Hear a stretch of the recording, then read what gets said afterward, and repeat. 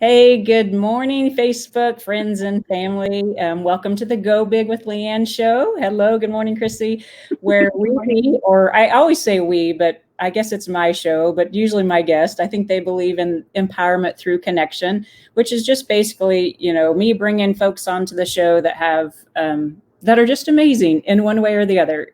Product, person, just I think that back in my life, I look back of all the relationships and connections I've made throughout my life, and all of them have brought me to such magical places if I allow it to. Hmm. So I just so believe in the power of connection, and it's hard to even put words to it. So I love bringing people on the show, and Krissy from the digital neighborhood is talking about one of my favorite topics, and it's not necessarily it's about community, but today we're going to talk about multiplying the online community.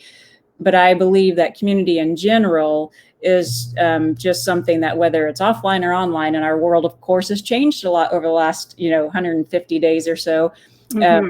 so community to me, though, is just like another place of magic, where magic happens. So, Krissy, I'm going to turn it over to you and let you do a quick introduction of yourself, and then we'll just kind of Okay. talk about this topic today. Yeah. So my name is Krissy Buck, and I help businesses humanize their brand to build online inclusive community. I do that through education, through public speaking, through live shows like this, through social channels, just teaching people what it means to build an authentic community around their brand. Because I really do believe that this is the future of marketing. And I'm actually going to edit that and say this is the now of marketing. People Right. want to connect, just like you said. There's power in connection, and brands need to get behind that. Yeah. And I Yeah. don't, I came up with my tagline, Go Big with Leanne, like I want to say 5 years ago. And people always thought it was funny because I mostly do weight loss. So I'm a health educator, and I'm really heavy in the health and wellness industry. And they're like, why would you say go big? And I'm like, well, I don't know. It just kind of came to me. And my thought around going big is just go big in life. I mean, just go as big as you possibly can. And for everybody, that's different. So I feel like I've done a decent job of kind of building a community of where people know what I'm about Yeah. anyways. And that word authentic is, I hate to say it's overused because it's a word that's beautiful. But so what would your definition of a first of community be? And I know you've got some pretty powerful background of, things that you've done offline on building communities.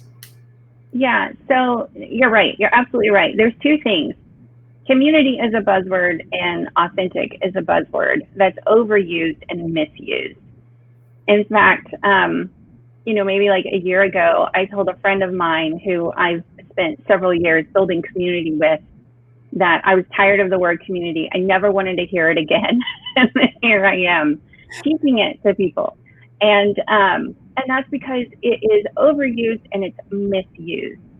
So going back, my background, about a decade ago, there was a group of us at church that decided to go on mission together.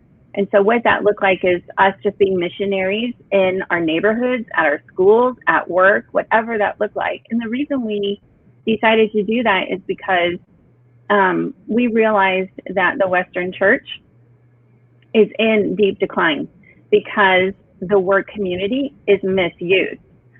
People are being hurt by the church. They're not feeling included. It's not an inclusive, place to be. It's very exclusive, no matter what they say. There's a lot of country club mentality within the church, sadly. There's wonderful people who love, but unfortunately, there's been a lot of people hurt. And so what we did is we took the church to people. And we really, when people have their guard up, you've got to learn how to engage with them in a way that feels safe, and makes them feel like they belong. And what we've learned is that it takes 2 to 3 years of building relationship with people to gain their trust. So community is not, you're not going to go and build a Facebook group and then tomorrow have this massive healthy community. It takes time to build relationships. And so fast forward, we started teaching what we were doing. There was about 5 families. We were boots on the ground. We had to shift our paradigms about what it meant just to be like a good neighbor. Like, just go meet your neighbor. How hard is that? It's really hard for people. A funny story, on Father's Day, one year, early, maybe like the first year, in fact, we got a new neighbor across the street, and he was standing out in his driveway grilling, and I was in my garage, and I was like, I need to just go over and say hi to him and introduce myself.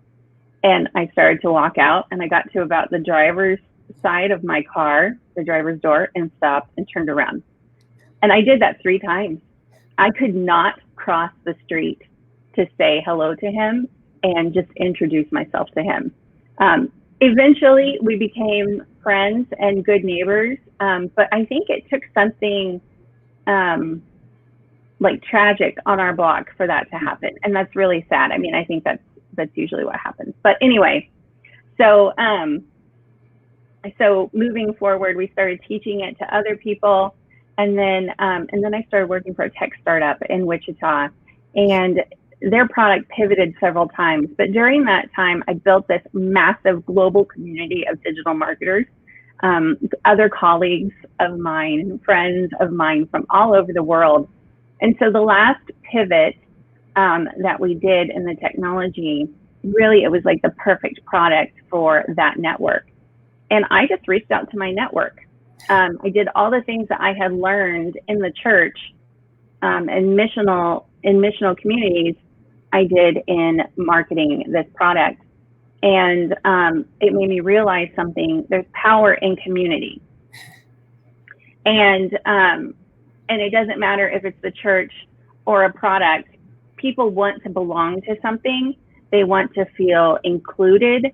And even if they haven't bought into your product, they still want to be a part of a healthy community, a community that's fun, a community that values them, a community that feels safe, where they can ask questions and, hard questions, or just like, a question that's been asked 5 times in the same community. Who cares? Let them ask it and let's answer it, So that's where I'm at now. And it's just like, it's shifting people's paradigms about what marketing looks like. Right. A lot of people still see, marketing as, sell, go out and hit them with automation, which I think there is a place for automation, by the way, but hit them with automation and then hope that they buy in. And I don't know that that's necessarily true. Yeah. Krissy, so from my experience, I've followed a lot of different people, and I love all my communities. And I love that you talked about neighborhoods, because I've lived in a fantastic neighborhood for 24 years now. And I've always known my neighbors, and we always, mow each other's yards, and, we help. And I have just taken that for granted. And I talk to other people and they're like, I don't even know my neighbor's name. I'm like, what? You don't know your neighbor's name? What, So I guess I'm kind of old school, that I make that effort. And I'm usually the one that will walk across the street. But I think, in the online world, especially, we struggle offline. So I'm not sure why we think we would just be able to jump online and build a community. So that's like a myth or misconception that you can just jump and, overnight have a community. But through my experience, I believe that there's a huge power in storytelling, and just kind of opening your chapter, your story up a little bit to your audience. Because they want to know that you're a real life person. And so for me, I've put a lot of practice and time into doing my best at being a storyteller, which is better than just like vomiting on people, So have you discovered that as well in building a community, that it's, important to kind of, figure out a way to tell your story of who you are, what you can offer, why it would benefit them. And we crave connection. So, but we can't connect just with a brand. We have to know who that brand is. So any thoughts about storytelling? Yeah, I mean, there is a method of doing life with people. There's a missionary down in South America, and she wrote a book about this. And it's the concept of doing life with people rather than at or for. And so, telling your story, talking about your daily challenges within your own business, because one thing that I learned last year working at the tech startup, when we were transparent about where we were as a business, people were more willing to help support us and help to make us grow.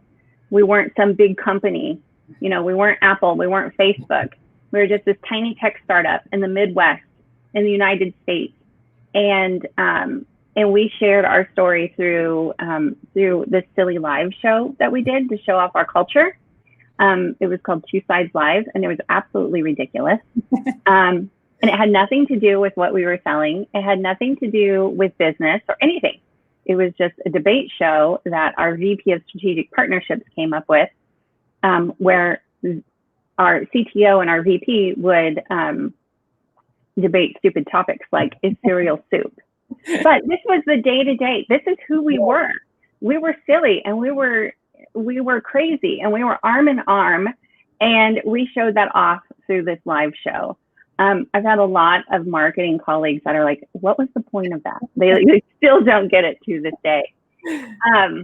But we engaged with a lot of people, and it's memorable. Like, people still talk about that show.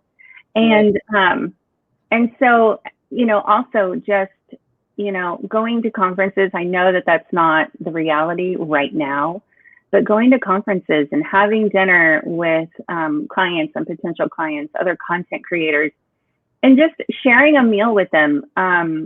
You can share coffee, you can share lunch, you can share dinner with a different person each meal. And there's beauty in sharing a meal with somebody. It's very intimate, it's very personal. And so I highly encourage people to do that. But you get to tell your story over a meal. It's not just a business meeting. You can really get to know somebody, who they are. And that goes both ways. Right. The person can really get to know the business as well, and the people behind the business. Yeah, that brings up a good point, because I know a lot of people that, church environment or work environment, where they don't feel part of the community. But we have to remember that there's two sides of that. Like, the leaders of the community need to do their part, but the people that are wanting to be part of that community really have to be willing to do a few certain things to kind of participate. The leaders need to nurture it, but you, as the person wanting to go in, you can't continue to stand on the other side of the street and complain you're not part of the community. So you have to be a little bit vulnerable on that side of it as well, to just, let me put one foot in and let me see what this community is like. Let me see what this brand is like. Let me see, and then you can kind of play around in that sandbox, because I've been playing around in the improv sandbox now, which is really exciting. Yeah. But it's a brand new sandbox for me. And it was intimidating. And it was a community that I'm not familiar with. I mean, I've never, I'm not into theater or improv or comedy or any of that. So it was, I felt pretty uncomfortable. I will just say that, because it was a new and brand new set of community for me. The leaders of that community did a great job of inviting me in, but I still had to accept the invite. Yeah. Now, and I'm sure you probably lurked around for a little bit. People do that. Like, we moved into this new neighborhood, and we lurked around. We lived in our house for, probably about a week before we met our first neighbor. People have to kind of just come in and check things out and get comfortable, and then they will engage. I call that accepting people where they're at in the buyer journey. And you should be okay with that as a brand. People are going to lurk. I see a lot of, brands saying people are just lurking in my group. Well, no, what they're doing is they're getting comfortable in their group. Right. They'll engage when they feel like they trust you and they trust the community. Then they'll engage. So just accepting them where they're at, and then knowing you, Leanne, I'm sure that once you felt comfortable, you dove right in Right. Yes. Yeah. And when I have a lot of friends that are into network marketing, MLMs, home-based businesses, which are fantastic. They're fantastic opportunities, and I do that as well. And one of the things I've struggled with building a community and my story is that my story feels very average. Like I don't have this rags to riches, or I mean, whatever, Yeah. marketing makes you think that your story has to be this big, glamorous, from under the bridge to the top of the mountain kind of story. And so that was one of my challenges of figuring out how to present my story that didn't sound, it was just like a boring old record playing. So I know a lot of people struggle with that as well. It's like, well, there's nothing special about my brand or me or my story, but there always is. There's always something unique and authentic about what you can bring to the table. Yeah, I mean, every single day, your story is unfolding every single day. And so just being transparent about that and reaching out to your community, hey, what resources are you using for X? What are you guys doing for this? It allows them to belong to your brand, really, because they are adding value to, that's another buzzword, adding value. It's so subjective. But they are actually giving you a resource. They're giving you a tool that you can use to build your brand. So yeah, I would say that, I mean, that's part of your story. It doesn't have to be some big, once upon a time with the end at the end. It's every day that story is unfolding, no matter how little the detail is. Right. And when you're building a community, would you agree we have to be really, really good listeners? Yes. Yes. It always has to be about them. It always has to be about them because you're building a product or a service for them. When we built the last iteration of this technology product, we had built out this Facebook beta group, and the CTO and I had thought, okay, this is what it's going to look like. And they were like, no, this is what we really need. And had we not listened to the community, we would have built something totally different, and something probably that people would not buy into. And so by listening to the community, going back to the drawing board, innovating the product so that it fit our target market, we were able to build something that sold at a global level. And so just, listening is so important.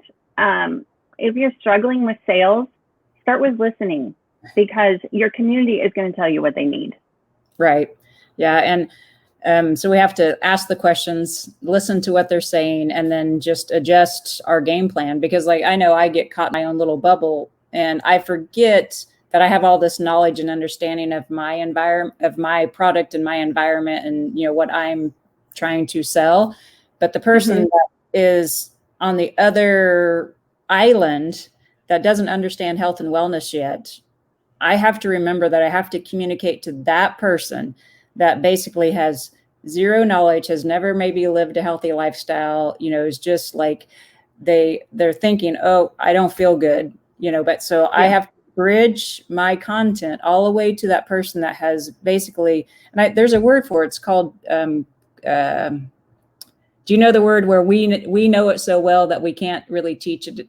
It's consciousness. I don't know. Anyways, there's a word for it that when you know something so well, you forget those initial steps that you took to have that understanding.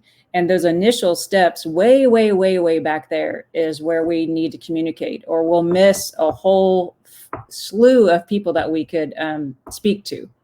Yeah. Go ahead.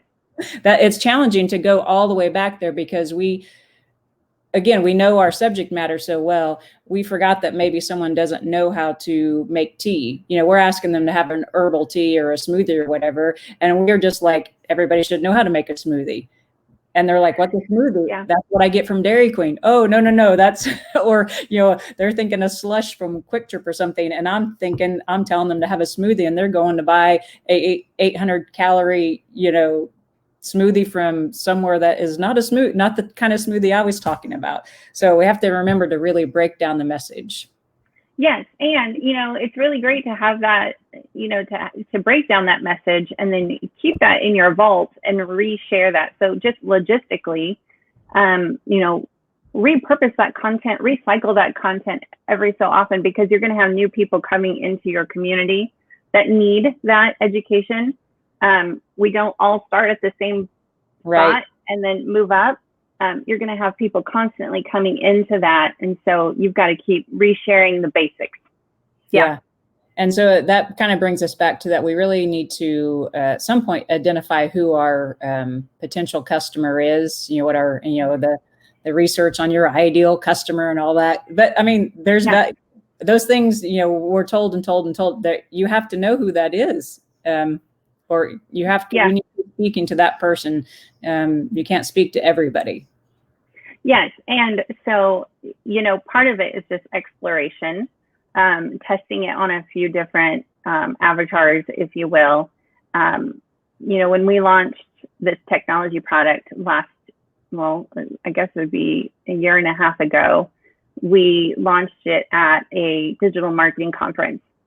But really, honestly, let me go back. We had built it for the Instagram influencer. So like the mommy blogger who is, trying on clothes in front of a mirror and selling those through affiliate links while her kids are napping. Like, that's who we made it for. Right. So we launched it at this digital marketing conference, and we gained so much traction there. Then I left there, rented a car, and drove out to Palm Springs, California to a marketing or to a influencer conference that was mostly women. Like, I would say 99% women. This target avatar that we had built up, nobody bit, not one person.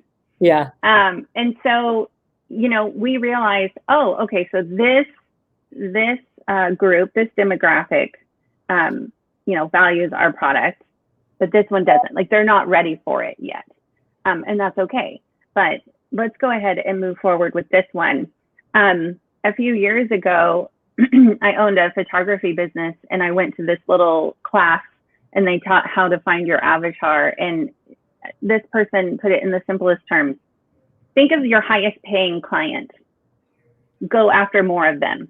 I mean, just the person who gives you the most money, find their lookalike. And that's what you need to do. I mean, it's very simple. I like that. Simple works for me. So I'm going to remember that one. Very, very good. One thing that I want to ask you before we wrap it up. So, we've had some major changes in the world, obviously, over the last 50 days, and a lot of things are never going to go back to the way they were. And we were already on the trend of, I think the trend is like 80% of the content is consumed by video, or, I mean, it's really just like video is off the chart of how to reach people. So when you're building an online community, would you say that it's almost an absolute necessity that you get yourself on video? Well, I mean, like even a live video on Facebook, people can pop in and leave a question or a comment. You can really engage with people in real time through live video. It's not even, don't even look at it as, Facebook is going to push it out there 6 times more than, or let's say you get 6 times more engagement through live video. Don't look at it that way. Look at it as it's an opportunity for 30 minutes for you to engage with your community in real time. And they don't have to be on video. We were kind of talking about Zoom before this. They don't have to be on video. So it's very safe for them. They just have to leave a comment. And I would say too, with that, when somebody leaves a comment or they pop in, you see them pop in or they say hello, make sure that you acknowledge them. If you were building a TV show, then that's great. You can ignore them, but you're not. You're on live video on a social platform. Make sure that you engage with them, at least say hello, welcome them, to the show, encourage them to leave a comment, ask for their opinion about something, really engage with them and make it interactive.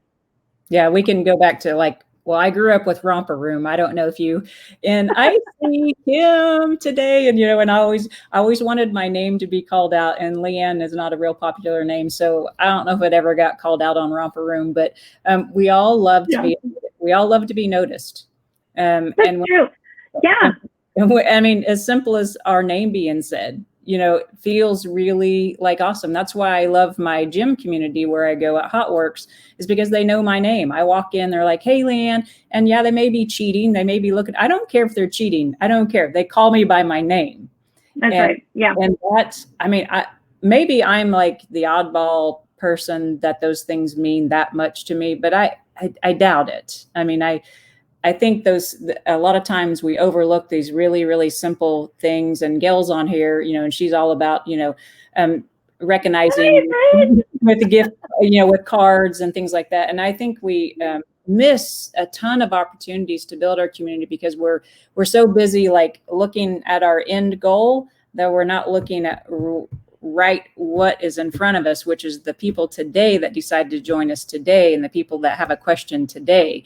We need to honor and respect them for being part of our community now, and not be so focused on how big can I build my community, because you're not going to build your community big unless you really take care of the people that are in there from the very beginning in the trenches, and they understand that you're going to have some twists and turns and things aren't going to work out. And if they don't understand, then they move on to another community. And that's okay, because we're not like, I know I'm not going to serve everybody. I can't. And, so sometimes you get caught up in like, oh, they left, like, well, it was time for them to, they needed some other type of support that I couldn't offer. So I've had to really narrow my focus down on what I can do and what I can't do, or what I want to do and what I choose to do. And then let, people like Krissy take on things that I'm not that good at, and just kind of have that, so you have a community, and then you have another community that supports that community. And it just, that's how life, I think, is meant to be, is to support each other, not in competition, but to realize that we're all in this together, and we're all in different places of our life at different times. And the power of community has been shown throughout history. I was in the military for 21 years. And I went to a Catholic school. So I have a strong, very, very strong sense of that, how powerful a community can be, because I've personally experienced it. And so, and I'm not sure, the generation that's coming up, I don't know what they're going to have, but I believe that we still can have powerful communities, even if it's online, because I think I told Krissy when I met with her for coffee about a month ago, I get so caught up in the realness of these lives and things that I think I've actually met people in person, and I haven't. Some people I haven't, but I feel like I think that's the goal. If you're doing most of your market online, your audience, your community should feel like they've met you in person, had coffee with you. Would you agree? I mean, that would be like the ideal, like, I've done my job. Yes, no, you're talking about the next generation, and, I think that they get online community more than we do. Right. So my son, he's 17, he's a gamer. He does video editing. He had a coworker that lived in Paris. So they were both working contracts for this gamer editing their videos. And the other contractor was in Paris. When I was, he was 15 then. When I was 15, I didn't know anybody outside of McPherson County, Kansas. Like everybody was in my physical circle. And so, and he has a friend who lives in Maryland. They game every day together. I mean, they really do understand the power of online community, rallying together, being safe together online. They get that. It's us adults who are trying to learn what it means to just be a good friend, or to network even online. And then going back, you had talked about like, you're not going to be able to serve everybody. You're right. You want to accept people into your community, even if they're not ready for your product or service. But if they leave, that's okay. Go with the goers. My friend Carrie says this, go with the goers, go with the people who are cheerleaders for your brand, and not just the people who are buying your products, but the people who are sharing your posts, who are engaging with your community, you know, who are just, you know, they're pushing your brand along, and giving themselves to your success. You know, go with the goers. Don't worry about the trolls, and don't worry about the people that come in and don't engage or, you know, leave. Yeah, don't worry about them. Go with the people who bring positive energy into your community. Yeah, I love it. Yeah. So, any final, like, if people they want to multiply that online community, what's one or two like gold nuggets that you would tell people that are absolutely must do's? Work with influencers. Don't reinvent the wheel. And I know when people think of influencers, they think of the Kardashians, and it's kind of got this negative connotation. But there are, so I've found myself kind of pivoting into the crafting space. And there are amazing women, stay-at-home moms, who have built these little side businesses that have, you know, hundreds or thousands of followers on Instagram. They are influencers. They're just average, everyday folks who have this like micro community that will buy whatever they tell them to buy, you know, because they've built this trusted network. Don't try and reinvent the wheel. Don't try and build the same network. Go and collaborate with them, work with them, allow them to introduce you to their community, and then you can introduce your community to them. It's really like a partnership. It helps to grow their brand. It helps to grow your brand. And one thing I have learned is that influencers are influenced by other influencers. And so before you know it, so my logo are these nodes that are like connected, and that's to show how community will grow. And so, you know, you might like, you know, down the line, somebody might be talking about your brand and you have no idea who they are, but they are sharing about your brand, and that's okay. You don't have to have control over that, because they are influencing for you. And so really just, you know, connecting with influencers, collaborating with influencers, collaborating with other content creators, doing live shows, speaking events. One of my favorite things was connecting with speakers, because they'll get on stage and they will talk about your product to a whole room of people. Right. Like really just collaborating with people, and make it a two-way partnership. Don't make it, you know, a one-way thing. Really like support them, share their content, engage with their content. And that brings me to engage. Don't build it and expect them to come. That doesn't work anymore. Right. You've got to get, you know, I talked about the tech company having a global community. We had, when I left in January, we had users in 77 different countries. But I think we had like maybe 600 Instagram followers. That was the power of multiplication. People maybe didn't know who we are directly, so they weren't following us, but they were following somebody who was following us. And so, you know, get out there and engage. If I was focused on our social channels, maybe we would have had a larger following. But I would always say, well, I'm not at home. I'm always at somebody else's house. Right. So I was always on somebody else's platform. So, you know, whether I was engaging with other people on Twitter or commenting on other people's stuff on LinkedIn, that's where I was at. And so engage, and engage in an authentic way. Don't make it about you. Yeah, I love that, because I've always felt this. So I guess, you know, I'm not a huge influencer yet, but that's what part of my, you know, from probably in like third grade, I realized that I was really good at connecting people. And so it's been something that I've been passionate about for a very long time. So that's, you know, that is the key of my show, that I want to, you know, like people to be able to say, yeah, I found you through Leanne, go big with Leanne, you know? And so yeah. I want to be kind of that hub that, you know, connects people with those different things. And, you know, it's fun to hear the stories of yeah, because of your show, I learned about this and that. And so I like that. I probably have just totally kind of missed that, to reach out to, well, I guess I haven't missed it because this is what I'm doing with the show, but to really be a little more methodical about reaching out to those influencers and partnering with them, to make it a partnership, make it a win-win. And that's I hope people catch that on this show, because that's probably worth $2,000 worth of coaching somewhere else, So I think a lot of the things that Krissy and I discussed today could have cost you a lot of money to get the tidbits that we shared. So feel free to, pass this live on to others that are, attempting to multiply their online community.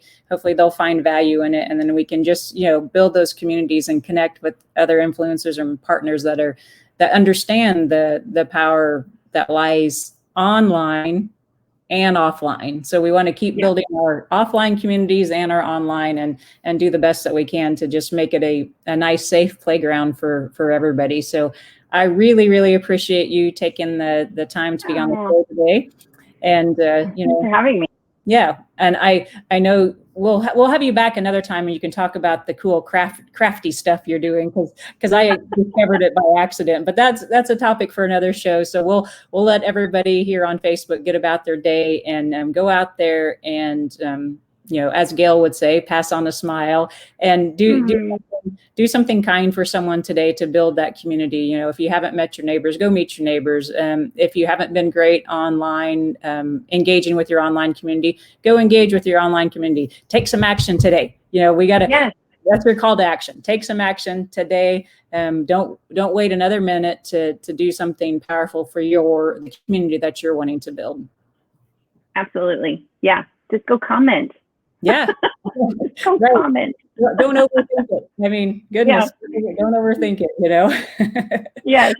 All right. Well, you have a great day, Krissy, and you too. We'll see you guys later. Bye-bye. Bye.